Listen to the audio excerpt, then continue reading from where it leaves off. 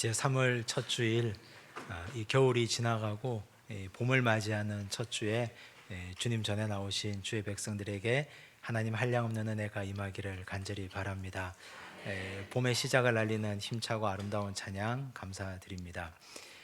유현준 교수가 쓴 어디서 살 것인가라는 책을 보면 이 종교와 건축 간의 이 상관관계를 잘 설명해 놓았습니다. 이 고대 메소포타미아의 종교와 이집트 종교는 이 하나님 종교보다 훨씬 더 오래되었습니다. 이 하나님 신앙보다 훨씬 더 오래전에 시작했는데, 그런데 그들은 흔적도 없이 사라지고 종적도 없이 이제는 없어져 버렸습니다. 도대체 왜 이런 일이 벌어졌을까? 그것을 그 책에서는 과도한 신전 건축 때문이라고 말하고 있습니다. 평상시에는 아무런 문제가 없습니다. 평소에는 대단한 신전, 엄청난 신전을 지어놓고 사람들이 거기에 모여서 함께 예배드리고, 그리고 그 자리에서 공동체의 결집을 과시합니다. 하지만 전쟁 때가 문제입니다. 전쟁이 되면 살아남기 위해서 다 버리고 흩어지지 않습니까? 흩어졌다가 살아남은 사람들이 다시 모입니다. 모여보니 신전이 다 파괴되어 있습니다. 불타 있고 다 무너져 있습니다. 아무것도 남아있지 않습니다. 그러면 그들이 실망합니다. 낙심합니다. 내가 믿는 신이 이것밖에 되지 못했던가? 지금 이렇게 불타버린 신전을 우리가 목숨 걸고 세우고 섬겼단 말인가? 그래서 그 종교는 흔적도 없이 사라져 버립니다.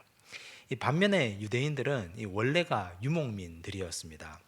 하나님께서 이스라엘 백성들을 출애굽시키실 때 그들은 이집트에서 나와서 하나님의 명령을 따라 성막을 지었습니다. 성막은 이동용 예배 천막 아닙니까?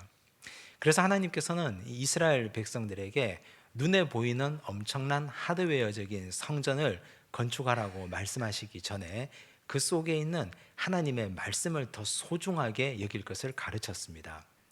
그래서 이스라엘 백성들은 성막은 정말 보잘것없는데 그 속에 있는 하나님의 언약의 두 돌판, 십계명의 말씀, 이 말씀은 생명처럼 붙들고 가지고 다녔습니다.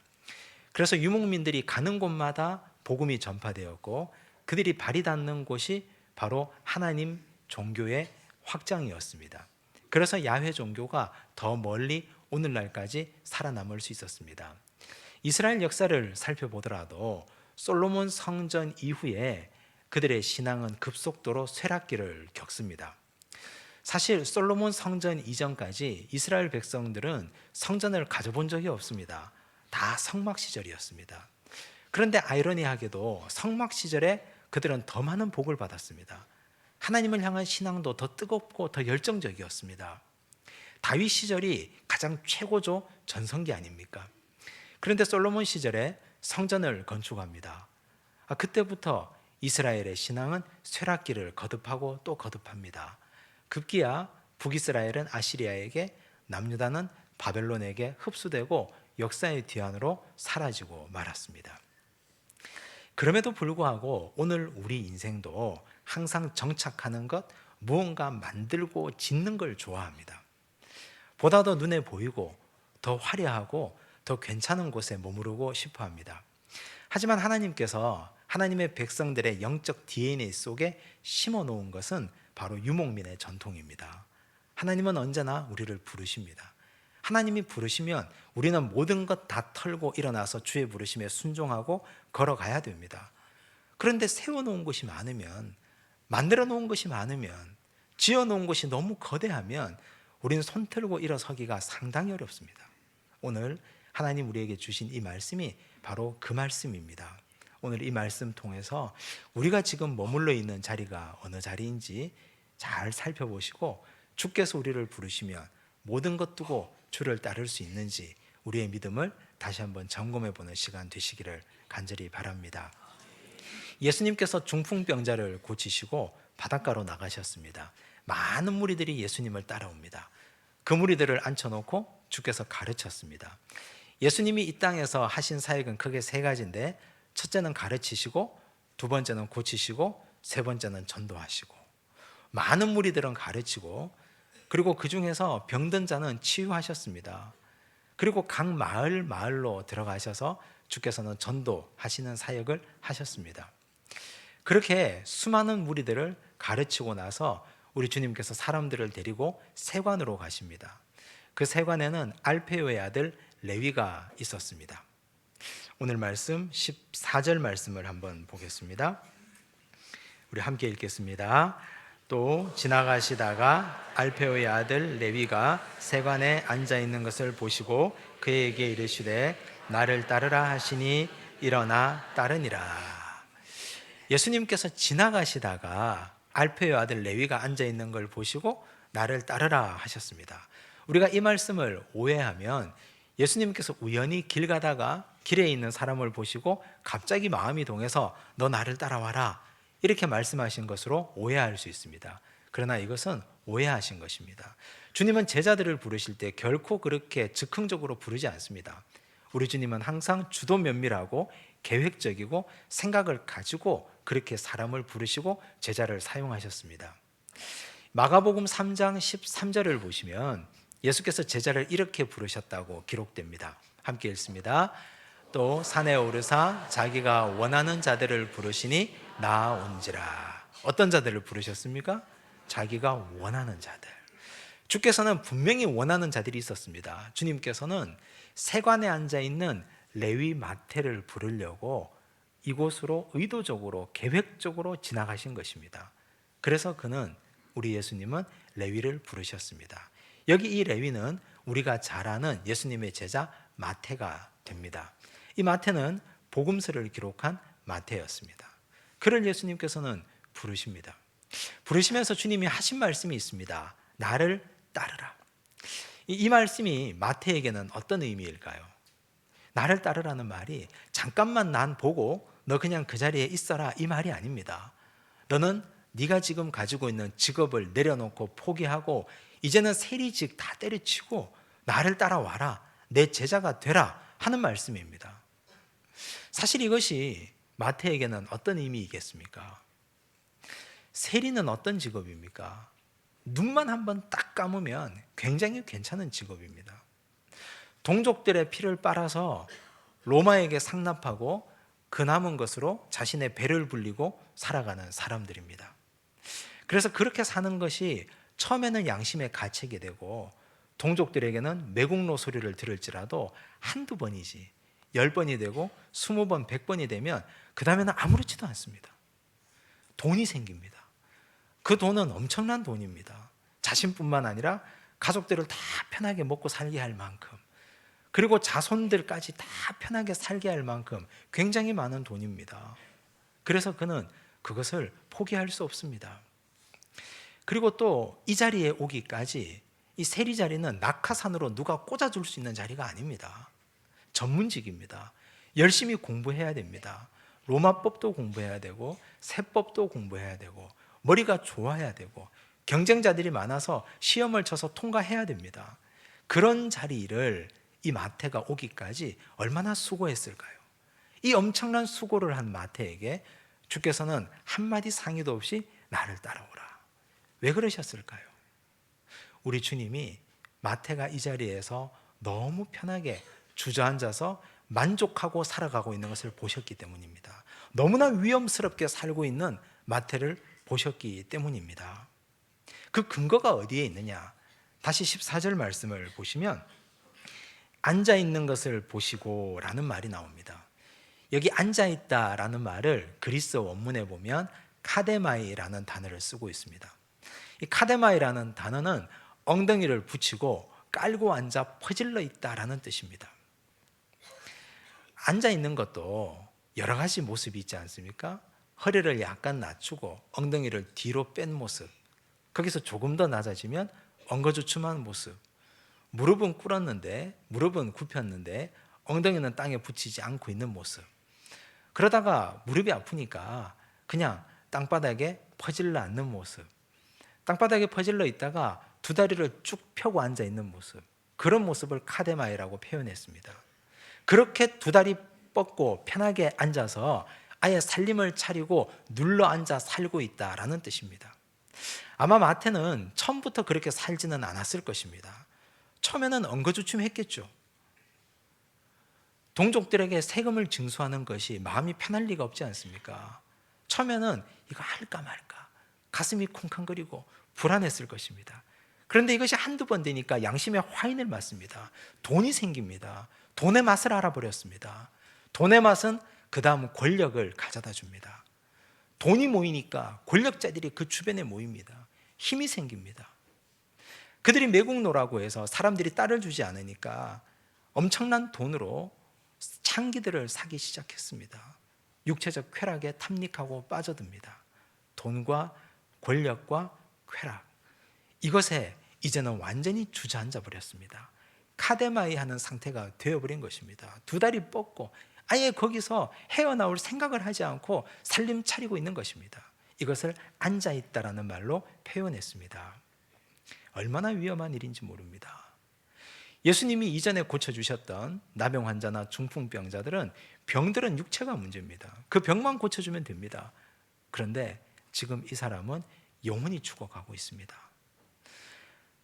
냄비 속에 따뜻한 물을 두고 개구리를 넣어 놓으면 그 개구리가 물이 데워지면서 자신이 익혀가고 죽어가고 있는지도 모르고 그곳에서 헤엄치고 있지 않습니까? 마치 그런 모양대로 여기 레위 마태는 그렇게 탐닉하고 영혼이 죽어가고 있는 모습이었습니다. 예수님은 그런 자에게 말씀하셨습니다. 나를 따르라. 너 지금 그 자리에 있다가는 죽는다고. 너 그렇게 살다가는 영혼이 병들어 죽을 수밖에 없다고. 너 그렇게 살지 말라고. 일어나 나를 따라와야 너는 살 수 있다고. 예수께서 그렇게 외치고 그를 불러주셨습니다. 이제 우리 자신의 삶의 현장을 한번 들여다보십시오. 우리는 어떻게 살고 계십니까? 사람들이 볼 때는 아무런 문제가 없어 보입니다. 경제 생활도 잘하고 인간관계도 잘하고 아무런 문제 없이 잘 사는 것처럼 보입니다. 하지만 나는 알고 있습니다. 예수님도 알고 있습니다. 혹시 나도 처음에는 엉거주춤했는데 그 자리에 이제는 엉덩이 붙이고 눌러앉고 두 다리 펴고 살림 차리고 카데마의 상태로 살고 있지는 않은지, 그렇게 우리 영혼이 병들어 가다가 죽어가고 있는 건 아닌지 나는 알고 있습니다. 그런 우리에게 주께서 말씀하십니다. 너 박차고 일어나야 살 수 있다. 빨리 털고 일어나야 너 살아날 수 있다. 우리에게 그렇게 말씀하십니다. 우리 믿음의 조상들은 모두가 다 유목민이었습니다. 하나님께서 아브라함을 저 먼 갈대아 우르에서 불렀습니다. 하란으로 왔습니다. 다시 가나안 땅에 왔습니다. 그곳에서 하나님이 보내시는 곳으로 그들은 가며 살았습니다. 야곱은 외삼촌이 계신 밧단 아람으로 떠났다가 돌아왔습니다. 요셉도 이집트로 떠났습니다. 모세도 미디안 광야로 떠났습니다. 하나님이 보내시면 그 자리에 머무르지 않고 그들은 일어나서 떠났습니다. 유목민이었기 때문에. 우리 속에도, 내 영혼 속에도 하나님이 심어 놓으신 유목민의 피가 흐르고 있고 DNA가 우리 속에 꿈틀대고 있습니다. 하나님이 우리에게 말씀하십니다. 너 그 자리에 있지 마라. 너 그렇게 했으면 영혼이 죽을 수밖에 없다. 일어나라 하시면 그 말씀 듣고 일어나 주 앞에 서시기를 간절히 바랍니다. 우리 예수님께서 이제 구체적으로 행동하십니다. 15절 말씀을 보겠습니다. 함께 읽습니다. 그의 집에 앉아 잡수실 때에 많은 세리와 죄인들이 예수와 그의 제자들과 함께 앉았으니 이는 그러한 사람들이 많이 있어서 예수를 따름이러라. 마태의 친구들 세리들이 있습니다. 그리고 그들과 함께한 죄인들이 있습니다. 이 죄인들은 다 창기들입니다. 이들과 함께 앉아서 예수께서 식사를 하십니다. 그런데 우리가 여기서 눈여겨보아야 할 것은 이 15절 말씀에도 앉아있다는 말이 두 번이나 반복된다는 뜻입니다. 그런데 예수께서 앉아서 식사하시는 이 앉아있다는 말과 14절에 세리 마태가 앉아있다는 이 말이 과연 같은 말일까? 우리 글에는 같은 말로 되어 있는데 원문에는 전혀 다른 말입니다. 이 15절에 예수께서 앉아있다는 이 말은 카타케이마이라는 말입니다. 이 말은 유대인들의 식사하는 모습을 빗댄 말입니다. 유대인들은 식사할 때 한쪽 손을 땅을 짚고 비스듬히 기대어 누워서 식사합니다. 예수께서 여기 앉아있는 것은 그들을 일으켜 세워서 다 예수의 제자를 만들기 위해서 이 죄악된 자리에 있지 말고 함께 가자 하는 의미에서 예수님은 카타케이마이, 함께 앉아 식사하고 계신 것입니다. 그런데 영안이 어두우면 보이지 않습니다. 예수님이 그 죄인들과 함께 앉아서 질펀한 판을 벌이고 있는 것처럼 보일 뿐입니다. 아니나 다를까 바리새인의 서기관들이 그런 예수님을 보고 질책하기 시작합니다. 16절 말씀을 보십시오. 함께 읽습니다. 바리새인의 서기관들이 예수께서 죄인들과 함께 잡수시는 것을 보고 그의 제자들에게 이르되 어찌하여 세리 및 죄인들과 함께 먹는가? 이들은 아니나 다를까 영안이 어두운 사람들이었습니다. 예수께서 이들과 함께 식사하는 것을 죄인들과 함께 동화된 것으로 보았습니다. 이들은 바리새인의 서기관들이었습니다. 바리새인이 어떤 사람들입니까? 바리새라는 말은 히브리어의 파라쉬에서 나왔습니다. 파라시는 구별하다, 구분되다 라는 뜻입니다. 역사를 한번 그슬로 올라가서 처음에 바리새인들이 결성되었을 때를 한번 상상해 보십시오. 그들은 유대인들 중에 아주 경건한 사람들이었습니다. 우리가 하나님 믿는 백성이라고 하면서 이렇게 죄악 가운데 사는 것이 옳지 못하다, 우리라도 구별된 삶을 살아야 하지 않겠는가? 뜻을 같이 하는 자들 함께 모이자 해서 사람들이 다 모였습니다. 그래서 그들은 자신들의 이름을 파라쉬라고 불렀습니다. 구별된 자, 거룩한 자라고 불렀습니다. 그렇게 해서 그들은 율법을 지켰고 말씀을 지켰고 하나님 뜻대로 살아가기로 결단하고 그렇게 살아갔던 자들입니다. 그런데 그들도 그 자리에 너무 오래 머물러 있다 보니 그것이 바로 교권이 되고 말았습니다. 그들은 그 자리에 머물러서 처음에는 구별된 자들이었는데 이제는 분리주의자가 되고 말았습니다. 세리들, 죄인들 함께 식사하는 자리에는 가지도 않습니다. 멀리 떨어져서 그들을 정죄하기만 합니다. 예수께서는 친히 그 자리에 들어가셔서 카타케이마이 함께 식사하고 나누시는데 그러나 그들은 그들과 함께 식사하거나 교제할 생각이 없습니다. 오랫도록 스스로 거룩한 자로 여기고 살다 보니 그들은 자기들의 교권에 사로잡혀서 분리주의자가 되고 만 것입니다. 구별된 자가 분리주의자가 되는 것, 이건 어려운 일이 아닙니다. 시간이 가면 그들이 교권을 가지게 되고 그들은 분리주의자가 되고 마는 것입니다. 하나님이 보실 때 여기 이 바리새인의 서기관들도 역시 똑같이 죄악된 자리, 교권의 자리에 앉아있는 카데마이 하고 있는 사람들입니다. 처음에는 엉거주춤했는데 완전히 눌러 앉아서 교권을 행사하고 누리고 사람들을 정죄하고 있는 죄인들일 뿐입니다. 하나님 보실 때 세관에 앉아서 동족들의 피를 빨아먹고 있는 레위 마태나 그런 자를 정죄하고 있는 교권주의자들이나 똑같이 카데마이 상태에 있는 자들입니다. 우리 예수님이 그들을 보시고 무엇이라 말씀하십니까? 17절을 보십시오. 함께 읽습니다. 예수께서 들으시고 그들에게 이르시되 건강한 자에게는 의사가 쓸데없고 병든 자에게라야 쓸데있느니라. 나는 의인을 부르러 온 것이 아니요 죄인을 부르러 왔노라 하시니라. 예수께서 하신 말씀을 오해하시면 곤란합니다. 여기 이 바리새인의 서기관들이 건강한 자, 그들이 의인이라는 뜻이 아닙니다. 너희는 건강한 척하고 의인인 척하지만 너희들이야말로 죄인이다. 너희들이야말로 그 교권의 자리에 머물러 있는 카데마이 상태에 있는 자들이다. 정신 차리고 일어나라 하는 말씀입니다. 이제 오늘 우리를 한번 살펴보십시오. 신앙생활 수십 년 했습니다. 몇 대째 신앙생활 하고 있습니다. 그렇게 살아가고 있는데 혹시 우리도 파라쉬, 구별된 자로 살다가 혹시 우리도 분리주의자가 되어 있지는 않습니까? 예수님처럼 가난하고 헐벗고 죄인들과 함께 나누며 그들과 함께 머무르지 못하고 분리주의자로 오히려 그들을 원망하고 오히려 그들을 정죄하고 살고 있지는 않습니까? 그렇다면 우리도 똑같은 자들입니다. 우리 예수님께서는 그야말로 유목민의 삶을 실천하며 사셨던 분입니다. 우리 예수님은 하늘에서 하나님 아버지와 동등됨을 취할 분이셨습니다. 하나님의 독생자 아들 예수님이었습니다. 그런데 그분이 하늘 보좌를 버리고 이 땅에 오셨습니다. 이 땅에 오신 우리 예수님, 이미 유목민의 삶을 실천하셨습니다.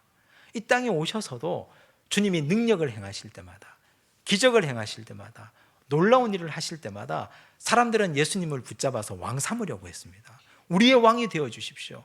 당신이 우리의 왕이 되어 주시면 우리는 아무런 걱정이 없겠습니다. 그때마다 주님은 피하셨습니다. 홀로 어디론가 사라졌습니다. 사람들이 또 예수님을 찾습니다. 그 예수님을 찾아내서 또 부탁합니다. 그러나 예수님은 그때마다 더 낮은 곳으로, 더 멀리, 더 깊은 곳으로 내려가셨습니다. 원래 예수님은 하늘에 계셨는데 이 땅에 오셔서 더 낮고 더 낮은 곳에 가셔서 지금 여기 세리와 창기들이 있는 이곳에 오셔서 함께 식사하고 계십니다. 이것이 우리 예수님의 모습입니다. 이 주님은 가장 낮은 곳 어디까지 가셨습니까? 죄인 중에 가장 악한 죄인이 달리는 십자가까지 내려가셨습니다. 예수님은 유목민의 삶을 실천하셨는데 하늘에서 내려오셔서 십자가 지는 그 자리까지 가신 위대한 우리의 주님이십니다. 이렇게 말하면 그건 주님이시니까, 우리가 예수님이시니까 그렇게 하실 수 있겠죠. 그런데 나는 예수님이 아닌데 어떻게 그렇게 살 수 있겠습니까? 그러나 사실 성경을 보면 우리와 똑같은 성정을 가진 사람인데도, 우리와 똑같은 사람인데도 유목민의 삶을 잘 실천한 분들이 계십니다. 그 중에 한 분이 빌립 집사님입니다. 빌립 집사는 초대교회의 7 집사 중에 한 분입니다. 사도행전 6장에 보면 초대교회가 최초의 집사를 세우는데 그 중에 한 분이었습니다. 초대교회에 큰 핍박이 일어났습니다. 사람들이 저마다 다 흩어졌습니다. 그때 빌립 집사님은 사마리아로 갔습니다. 아무도 가지 않는 사마리아. 사마리아가 어떤 곳입니까? 역사적 비극을 간직하고 있는 곳입니다. 사람들은 그곳으로 왕래하지 않습니다. 만약 들어갔다 하더라도 나와서 신발에 묻은 티끌을 떨어버릴 정도로 사마리아를 저주받은 곳이라고 여겼습니다. 사람들이 가지를 않습니다. 그런데 빌립 집사님은 사마리아로 갔습니다. 가서 무슨 일을 했습니까? 복음을 전합니다. 천국 복음을 전하고 전도를 했습니다. 교회를 세웠습니다. 그 죽어있는 땅에 놀라운 역사가 일어났습니다. 사도행전 8장 8절은 사마리아의 놀라운 역사가 이렇게 있다고 기록합니다. 그 온 성에 기쁨이 가득하더라. 그 성에 기쁨이 있었더라. 기쁨의 근원은 예수님입니다. 기쁨의 근원은 우리 주님이신데 빌립 집사님이 그 땅에 가서 주님을 전했기 때문에 그 땅에 기쁨이 가득하고 그곳에 교회가 세워졌습니다. 많은 사람들이 교회로 몰려들었습니다. 교회가 커졌습니다. 예루살렘 교회에서 베드로와 요한이 직접 방문했습니다. 직접 그것을 눈으로 보기 위해서 교회가 엄청나게 커졌습니다. 역사가 일어났습니다. 이제 빌립 집사님은 고생이 끝난 것입니다. 이제 나는 여기에 설립자가 되었으니 이곳에서 목회하고 편하게 살면 되겠다 생각했을 것입니다. 하지만 성령은 그렇게 가만두지 않습니다. 사도행전 8장 26절에 보면 성령이 빌립 집사를 불러냅니다. 함께 읽습니다. 주의 사자가 빌립에게 말하여 이르되 일어나서 남쪽으로 향하여 예루살렘에서 가사로 내려가는 길까지 가라 하니 그 길은 광야라. 이제 좀 살만하게 되었는데, 이제 여기서 편하게 지낼 만하게 되었는데 주의 사자가 다시 불러냅니다. 불러내는데 어떤 도시로 가라고 한 것이 아닙니다. 남쪽으로 가라. 가보니 그 길은 광야였습니다. 아무것도 없었습니다. 그런데 여기에 대해서 빌립 집사님은 한마디도 하지 않습니다. 토를 달지 않습니다. 성령께서 부르시니 나는 순종하고 일어나 갈 뿐이다 생각하고 일어나서 주의 말씀대로 행하고 그 길을 걸어갔습니다. 순종했습니다. 한마디도 다른 말을 하지 않습니다. 이런 분들이 우리 믿음의 조상들입니다. 만약에 레위 마태가 예수님이 나를 따라오라 하는데 예수님 나를 언제 보셨다고 그러십니까? 무슨 말씀이십니까? 그냥 가던 길 가십시오. 저는 갈 수 없습니다 라고 했더라면 그는 어떻게 되었겠습니까? 그의 영혼은 당연히 버림받았을 것이고 그의 육체도 돈과 권력과 쾌락에 찌들다가 그만 썩어 없어질 한 줌 재가 되고 말아버렸을 것입니다. 흔적도 없이 역사의 수많은 세리 중에 한 사람으로 흔적도 없이 사라져버리고 말았을 것입니다. 그러나 그는 주님의 부름에 순종했습니다. 일어나 예수를 따르니라. 일어나 예수를 따라갔습니다. 아마 예수를 따르면서 후회도 많았을 것입니다. 배고팠을 때, 물질이 부족했을 때, 고생스러웠을 때 그는 후회했을지도 모릅니다. 내가 그때 세리로 살았다면 부자로 살 수 있었을 텐데. 그러나 그는 여전히 주님을 따르는 제자였고 제자의 사명을 완수하고 살아갔습니다. 그 결과 그는 복음서 중에 가장 첫 번째 복음서 마태복음을 기록한 불멸의 업적을 남긴 위대한 사도가 되었습니다. 예수님의 12제자 중에 첫 번 위대한 제자가 되었습니다. 첫 번째 복음서를 기록한 위대한 제자가 되었습니다. 지금 카데마의 상태에 있는 우리는 하나님께서 가장 잘 아시고 내가 내 상태를 가장 잘 압니다. 그렇다면 우리가 레위 마태처럼 우리도 일어나서 주님 따라가시기를 바랍니다. 엉거주춤하게 머물러 있다가는 우리의 이 생활이, 이 생이 너무 쏜살같이 순식간에 지나가 버릴 것입니다. 주께서 우리를 부르실 때 일어나 따라가서 정말 참된 제자로 승리하며 살아가시는 주의 제자들, 백성들 되시기를 간절히 바랍니다. 기도하겠습니다. 하나님 아버지 감사합니다. 주님의 제자답게 살게 하여 주옵소서. 주님, 우리는 머물러 있는 그 자리가 우리의 영혼을 잠식하고 죽인다는 사실을 알면서도 여전히 돈의 맛과 권력과 육체적 유익에 취해서 그 자리를 떨치고 일어나지 못했습니다. 주께서 이런 우리를 긍휼히 여기시고 찾아오셔서 우리를 불러주셨습니다. 주님, 우리와 함께 하시기 위해서 앉아 잡수시면서까지, 오해를 받으시면서까지 우리를 부르시려 하셨습니다. 그 주님의 부르심에 순종하여 떨치고 일어나 주님 따라가는 마태 같은 주의 백성들 되도록 축복하여 주시옵소서. 주님, 우리는 구별된 자라고 생각하면서 사실은 분리주의자가 아니었나 반성합니다. 교권을 가지고 그 자리에 있으면서 예수님을 비방하고 많은 믿는 자들을 비방했던 바리새인의 서기관들처럼 우리가 그렇게 살고 있지 않은지 우리를 돌아보게 하여 주시옵소서. 오래 신앙생활하면서 교권주의에 물들어서 그 자리에 머물러 있는 것 또한 카데마의 상태에 있는 것이라 하셨사오니 그 자리도 떨치고 일어나게 하여 주시옵소서. 매일같이 새로워지는 믿음, 매일같이 새로워지는 신앙 주 앞에서 보이며 살아가는 주의 백성들로 살게 하여 주시옵소서. 모든 말씀 예수님 이름으로 기도드리옵나이다. 아멘.